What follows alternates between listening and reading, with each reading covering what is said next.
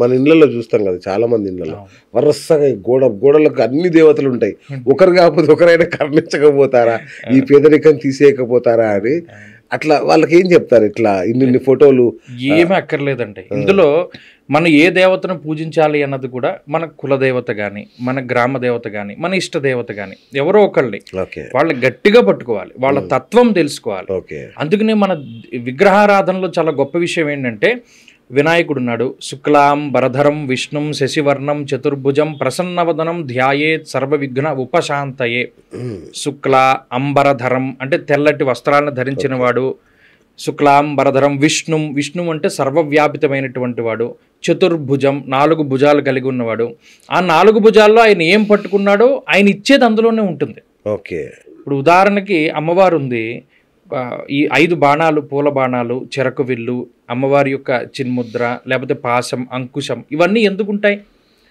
పాశాంకుశధారిణి అంటారు. ఒక పాశముతోటి మీకు చూడండి ఒక కళ్ళెం వేయగలుగుతాం. మనసుకి ఒక కళ్ళెం వేయాలంటే అమ్మవారు వేయగలుగుతుంది. ఈ ఇంద్రియాలన్నింటినీ కూడా నిగ్రహించగలుగుతుంది. ఆవిడ శక్తి అంత గొప్పది. అంకుశం అంటే ఏనుగును పొడుస్తూ ఉంటారు చూసారా, అది వాడి ఇప్పుడు ఆ ఏనుగు ఆ చేతిలో అంకుశం లేకపోతే వాడి మాట విందో, అంకుశంతో పొడుస్తూ ఉంటాడు. నిజానికి అది పెద్ద లెక్క కాదు, దానికి దాటి వెళ్ళగలదు. కానీ అమ్మవారు ఏం చేస్తుంది, ఈ పాశం అంకుశం అనేటువంటి దానితో మన బుద్ధుల్ని లేకపోతే వీటిని కంట్రోల్లో పెట్టగలదు. అలాంటి వాటికి అమ్మవారిని మనం ధ్యానించాలి. చదువుకి అక్కడ శక్తి ఉపాసనే ప్రధానంగా ఉన్నది కానీ ఈ దేవత ఆ దేవత అని కాదు. కాబట్టి మనం దేనికోసం ఆరాధన చేస్తున్నాం అన్నదాన్ని ప్రధానంగా దృష్టిలో పెట్టుకుని ఆయా దేవత ఆరాధన చేస్తే ఖచ్చితంగా బలుకుతారు. లేదు అసలు గురువు పాదాలు పట్టుకుంటే చాలు, లేదు తల్లిదండ్రులను సరిగ్గా పూజించిన నాడు వాళ్ళకి ఇంక ఏ దైవం యొక్క అనుగ్రహం అక్కర్లా, తల్లిదండ్రులే ప్రథమ దైవం. ఎంత మేధస్సు గురుగారు మీది, నిజంగా అద్భుతం. రైట్, ఇంకా దీనికి సంబంధించి ఒక కాంట్రవర్షియల్ ఉప ప్రశ్న గురుగారు. అంటే ప్రపంచవ్యాప్తంగా చూస్తే దాదాపు 200 పైన కంట్రీస్ ఉంటాయి. రైట్, దీంట్లో మనకు తప్ప మిగతా అందరికి ఒకటే దేవుడు ఉంటాడు. అన్ని మతాలలో ఒకటే ఒక దేవుడు ఉంటాడు. ఆ మతాలు చాలా విశ్వవ్యాప్తమైనవి. అంటే ఉదాహరణకి ముస్లిం, క్రిస్టియానిటీ తీసుకోండి, ఒక్కొక్కరినే పూజిస్తారు. వాళ్ళు విశ్వం అంతా వ్యాపించున్నారు. మనమేమో ఒక్క దేశానికే పరిమితమయ్యాం. సో ఏమన్నా మనం మార్చుకోవాల్సింది ఏమన్నా ఉందా? ఏమి లేదే. మీరు ఎందుకు మనం ఒక దేశానికే పరిమితం అయ్యామని భావిస్తున్నారు? ప్రపంచవ్యాప్తంగా మనం ఈ హిందూ ధర్మం అన్నది ఉంది కదా. ఇప్పుడు మీరు గమనించండి, మొన్న ఏదో పోస్ట్ చూశాను, ప్రపంచానికి ఈ మూల ఒకే రకమైనటువంటి టెంపుల్స్ కన్స్ట్రక్షన్ జరిగి ఉన్నాయి. అలాగే ఇవాళ వేరే వేరే దేశాల్లో అంతెందుకు, ఇప్పుడు ఈ సుబ్రహ్మణ్య స్వామి గుడి ఉంటుంది, ఏదో వేరే దేశంలో ఉంది. అలాగే మీరు కపిల మహర్షి, మీరు రామాయణాన్ని గనక చదివితే బాలకాండలో కపిల మహర్షి సగర చక్రవర్తుల యొక్క కుమారుల్ని దగ్ధం చేసినటువంటి ప్రాంతం పాతాళలోకం అని చెప్తారు. పాతాళలోకం అంటే ఏంటి? మన భారతదేశాన్ని ఎగ్జాక్ట్గా తవ్వుకుంటూ వెళ్ళిపోతే అవతల పక్కన అమెరికా వచ్చేస్తుంది. కొంతమందికి ఈ పాతాళ లోకమే అమెరికా అని, అక్కడే రాక్షసులు నివాసం ఉండేవారని, లేకపోతే అక్కడ సర్పాలు ఉంటాయని. అందుకని మీరు పేరు కూడా గమనించండి, కపిల మహర్షి కదా, ఈ యాష్ గార్డెన్స్ అని, లేకపోతే ఇంకోటి అంటే బూడిదికి సంబంధించినటువంటి ఆ పేర్లు ఉంటాయి. మౌంటైన్స్ లేకపోతే అమెరికాలో ఉంటాయి. నేను ఆ పేర్లు కూడా చాలాసార్లు విన్నాను.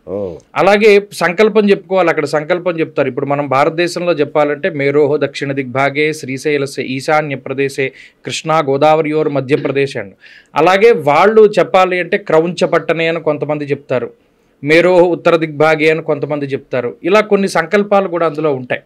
ఇప్పుడు ఆస్ట్రేలియా ఉంది, కణ్వ మహర్షి లేకపోతేనేమో ఈ కొంతమంది ఋషుల తాలూకు విజ్ఞాన కేంద్రాలు అక్కడ ఉన్నాయని చెప్పి మీరు ఒక పుస్తకం రీసెంట్గా నాకు వచ్చింది, కంచి పరమాచార్యుల వారి మహత్యం అని. దాంట్లో ఒక ఆయన ప్రత్యేకించి చెప్పడం జరిగింది. కంచి పరమాచార్యుల వారే ఒకానొక సందర్భంలో పలానా ఋషి వేదాలని అధ్యయనం చేసేటువంటి ప్రాంతాన్ని అక్కడ ఆస్ట్రేలియాలో ఏర్పాటు చేసుకున్నాడు. ఈ ఆస్ట్రేలియానే ఇంకో పేరుతో ఏదో పిలుస్తారు, ఆ పేరు నాకు గుర్తు రావట్లేదు, ఈసారి చెప్తాను. ఆ పుస్తకం చదివితే మీకు అందులో తెలుస్తుంది. విశ్వవ్యాపితమైనటువంటిది హైందవం. మీరు ఎక్కడ దవ్వినా విగ్రహాలే బయటపడతాయి. అదే గురుగారు, అంటే దీన్ని కొనసాగిస్తున్నాను అనుకుంటే ప్రేక్షకులు కూడా. నాకు ఉన్న డౌట్ ఏంటంటే, మనం కూడా అట్లా ఒక దేవుడిని పెట్టుకుంటే ఇట్లా వ్యాపిస్తామేమో కదా. ఇందులో మన దాంట్లో చాలా రకాలైనటువంటి ఉపాసనా మార్గాలు ఉన్నాయి. ఇప్పుడు విగ్రహాల రూపంలో మనం ఆరాధన చేయొచ్చు. అవును. అసలు మన పూర్వీకులందరూ కూడా అసలు విగ్రహారాధనే చేయలేదు. ఉదాహరణకి ఆ ఉపాసన ఎలాంటిదంటే రామకృష్ణ పరమహంస ఉన్నారు, అవును. ఆయన మీరు గమనిస్తే ఆయన ఎప్పుడూ కూడా అలా ధ్యానంలో ఉండేవారు. ధ్యాన ముద్రలోనే ఉండేవాళ్ళు. అవును. ఎవరిని చూసినా మీరు ధ్యానంలోనే భగవంతుడిని చూశారు. అవును. వాళ్ళందరూ ఒకటే మాట అంటారు, ఎలా అయితే ఒక సముద్రం అనేక రకాలైనటువంటి రత్న భాండాగారాలకి నిలయమో నువ్వు కూడా అంతే, నీలో నువ్వు అది వెతుక్కో, అది వెతుక్కున్న నాడు నీకు మొత్తం కనబడుతుంది అని. ఒక గొప్ప మహానుభావుడు పేరు చెప్తాను, ఆయన త్రిలింగ స్వామి అని ఒక ఆయన 300 సంవత్సరాలు బతికాడు. ఆయన తెలుగు ఆయన. ఈయన పేరు ఎంతమందికి తెలుసు? మీరు చెప్తే కానీ ఇప్పుడు తెలియదు నాకు. కాశీ క్షేత్రంలో బిందుమాధవుడు గుడి వరకు అందరూ వెళతారు, కానీ బిందుమాధవుడు గుడి పక్కనే త్రిలింగ స్వామి మఠం అని చెప్పి ఒక మఠం ఉంటుంది. 300 సంవత్సరాల పాటు ఆయన జీవించి ఆయన సజీవ సమాధి అయినటువంటి ప్రాంతం కూడా అక్కడే ఉంటుంది. ఆయన మన ఆంధ్రవాడు, తెలుగువాడు. మొన్న ఏదో పుష్కరాలు జరిగినప్పుడు, గంగానది పుష్కరాలు జరిగినప్పుడు మోదీ గారు కూడా ప్రస్తావించాడు, మన గంగా గోదావరికి ఉండేటువంటి ఈ సంబంధం ఎలాంటిదంటే చక్కగా మీ త్రిలింగ స్వామి కూడా మా దగ్గర ఉన్నారు. ఆయనకంత నాలెడ్జ్ త్రిలింగ స్వామి గురించి ఆయన మాట్లాడారు. ఆయనకి ఎంత పెద్ద లింగం దొరుకుతుందంటే ఇప్పటికే అక్కడ ఉంది, మీరు చూడొచ్చు. ఆ త్రిలింగ స్వామి మఠంలో దాదాపుగా మీ ఎత్తు లింగం దొరుకుతుంది. పంచగంగా ఘాట్ అని కాశీలో ఉంటుంది. ఆ పైకి ఎక్కడానికి 500 మెట్లు ఎక్కాలి. ఇవి ఇంత నిటారుగా ఉంటాయి. ఆ లింగాన్ని 200 సంవత్సరాల వయసున్నటువంటి ఒక ఆయన భుజం మీద ఎత్తుకుని పైకి వెళ్ళాడు, బాహుబలి సినిమాలో లాగా. ఆ లింగం ఇప్పటికే అక్కడ చూడొచ్చు మీరు. మరి అలాంటి మహానుభావులు అందరూ మనకి పుట్టారు. వాళ్ళందరూ ఏ విగ్రహారాధన చేశారు? భగవంతుడిని ఉపాసించినప్పుడు ఆ విగ్రహారాధనే కాకుండా మామూలుగా చేసేటువంటి ఉపాసన కూడా చాలా గొప్పది. అలా చేసి చూపించిన వాళ్ళు ఉన్నారు. అది మన ధర్మంలోనే ఉన్నది. ప్రపంచం అంతా పడుకుంటున్నప్పుడు మన ఋషులు అరచేతితోటి అలా చూపించారు జ్ఞానాన్ని. మరి ఆ గొప్ప శక్తి మనకే కదా. ఒక చరకుడిని తీసుకున్నా, ఆర్యభట్టను తీసుకున్నా, లేకపోతేనేమో మన ఈ ఋషులను తీసుకున్నా, వీళ్ళందరూ మరి విజ్ఞానం ఎలా అందించారు మనకి? ప్రపంచం పడుకున్నప్పుడు మన వాళ్ళందరూ గొప్పగా పనిచేశారు. శ్రీకృష్ణుడు తన జ్ఞానాన్ని ఉపయోగించి సముద్రం మధ్యలో పట్టణాన్ని కట్టాడు. మరి అవన్నీ ఎలా కట్టాడు? అద్భుతమైన ఇంజనీరింగ్.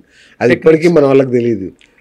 ఇప్పుడు దుబాయ్లో ఏదో కడుతున్నారు కానీ మరి ఇవన్నీ మన హైందవ ధర్మంలోనే ఉన్నాయి. మీరు గమనించండి, పాతకాలం ఇవి కూడా. ఇప్పుడు శ్రీకృష్ణదేవరాయలు పరిపాలించిన హంపీలో రివర్స్లో పడుతుంది అక్కడ నీడ. ఒక గోపురం తాలూకు నీడ రివర్స్లో పడుతుంది. ఎలా పడుతుంది? ఆ టెక్నిక్ ఏంటి? అలాంటివి మన వాళ్ళు ఇప్పటివరకు ఏదైనా కట్టారా? లేదా హంపీ ఇప్పటికీ మీరు వెళ్ళొచ్చు, అందులో ఉన్న కట్టడాలు ఆశ్చర్యం వేస్తుంది. అలాంత లోపలికి నీడ, లైట్ ఎలా వెళ్తుంది, గాలి ఎలా వెళ్తుంది, ఇవన్నీ మనం పట్టుకోలేము. అవంతా కూడా అంత సైంటిఫిక్గా మన వాళ్ళు పూర్వీకులు కట్టారు. వారందరూ అనుసరించిన విధానం ఏంటి? రావణాసురుడు ఉన్నారు, ఆంజనేయ స్వామి సీతాదేవిని వెతకడానికి వెళ్ళినప్పుడు ఇన్ని ఉన్నాయి, అక్కడెంత పుష్పక విమానాలు ఉన్నాయి, అక్కడెంత హైఫై టెక్నాలజీ ఉందని చెప్పి ఆయన చెప్పుకుంటూ వస్తాడు. మరి ఇవన్నీ గతంలోనే ఉన్నాయి కదా. ఇక్కడ ఏంటంటే మన వారి యొక్క విజ్ఞానము అన్నది చాలా గొప్పది. అలాగే మనం ఈ ధర్మాలు కానీ లేకపోతే మన ఈ వేదము కానీ దానిలో ఉండేటువంటిది కేవలం భగవదారాధన మాత్రమే కాదు. ఇప్పుడు యజుర్వేదం ఉంది, దీంట్లోనే రకరకాల ఆరణ్యకాలని శాఖలు ఉంటాయి. ధనుర్వేదం గురించి వేదంలో ఉంటుంది. వేదాంగం ఉంది, ఇప్పుడు జ్యోతిష్యం ఉన్నది, అది వేదాంగం.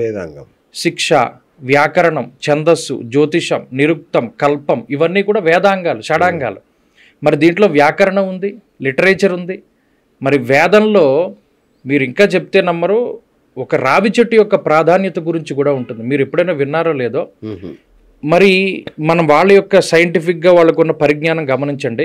మూలతో బ్రహ్మరూపాయ, మధ్యతో విష్ణురూపిణే, అగ్రత శివరూపాయ, వృక్షరాజాయ నమోస్తుతే. ఈ శ్లోకం ప్రతి ఒక్కడు రావి చెట్టు చుట్టూ తిరుగుతుంటే చదువుకుంటారు. అంటే దాని మీనింగ్ ఏంటి? రావి చెట్టు మొదట్లో బ్రహ్మగారు ఉంటారా, మధ్యలో విష్ణు ఉంటాడా, పైన శివుడు ఉంటాడా అని అనుకుంటారు. కానీ ఆచారాలు శాస్త్రీయత అని ఒక ఆయన పుస్తకం రాశాడు. ఆయన పేరు మర్చిపోయాను, క్షమించాలి. ఆ పుస్తకం పేరు ఆచారాలు శాస్త్రీయత. అందులో ఆయన రీసెర్చ్ చేసిన అంశం ఏంటంటే, పూర్వం గర్భస్రావం అయ్యేది చాలా మందికి, అంటే కడుపు ప్రెగ్నెన్సీ రాక ఈ దెబ్బతిని చాలా మంది. అప్పుడు ఆడవాళ్ళు ఏం చేసేవారు, ఒక దారం తీసుకుని రావి చెట్టు చుట్టూ తిరుగుతూ కట్టేవారు. దీంట్లో ఉన్న ఫ్యాక్ట్ ఏంటంటే, శనివారం నాడు ఎర్లీ మార్నింగ్ సూర్యోదయానికి 1 గంట ముందు శనియూష కాలం అని ఉంటుంది. అది చాలా పవర్ఫుల్. దానికి ఇంకా ఏ ముహూర్తంతో పల్లా మనం ఏది స్టార్ట్ చేయాలన్నా శనియూషంలో స్టార్ట్ చేస్తే సక్సెస్ అయిపోతుంది. దానికి తిథి, వారం, నక్షత్రం, యోగం, కరణంతో పల్లా. ఆ శనియూష కాలం లగాయితూ శనిహోరా సమయం, శనివారంలో ఫస్ట్ హవర్ శనిహోరా. ఈ 2 గంటల టైంలో ఈ రావి చెట్టు మొదటి నుండి కొన్ని ఓజోన్స్ రిలీజ్ అవుతాయి. ఆ ఓజోన్స్ ఎలాంటివి అంటే ఈ గర్భస్రావాన్ని కలిగించేటువంటి మనలో ఉండేటువంటివి ఉంటాయి కదా, దాన్ని చంపేస్తాయి. బ్రహ్మ ఏం చేస్తాడు, సృష్టి చేస్తాడు. అంటే ఈ సృష్టి జరగడానికి కావలసినటువంటి ఓజోన్స్ని రావి చెట్టు ఇస్తోంది. అది ఎక్కడి నుండి వస్తుంది, వేళ్ల నుండి వస్తుంది. అందుకని మూలతో బ్రహ్మరూపాయ. విష్ణువు స్థితికారకుడు. స్థితి జరగాలి అంటే ఈ ప్రపంచం పోషింపబడాలి అంటే వర్షాలు పడాలి, పంటలు పండాలి, ఆ పంటలు మనం తినాలి, శక్తి రావాలి, పని చేసుకోవాలి, వెళ్ళాలి.